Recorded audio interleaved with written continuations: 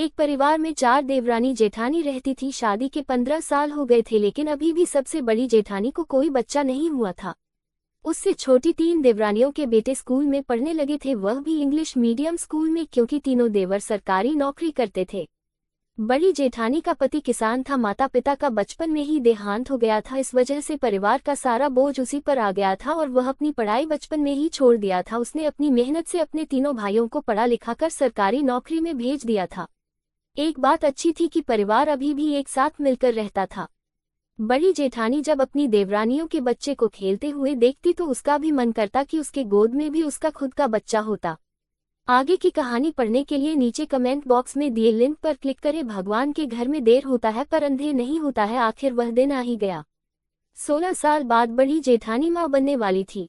उसके 9 महीने बाद बड़ी जेठानी ने भी एक सुंदर सा प्यारा बच्चे को जन्म दिया, जिसको प्यार से उन्होंने कृष्णा नाम दिया।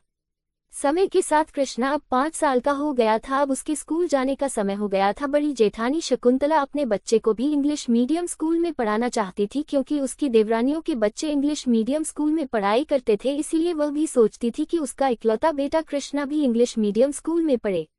लेकिन बड़ी जेठानी के पति महेश जी अपने बेटे को सरकारी स्कूल में पढ़ाना चाहते थे, क्योंकि महेश जी जानते थे कि उनकी औकात नहीं है अपने बेटे को इंग्लिश मीडियम स्कूल में पढ़ाने की।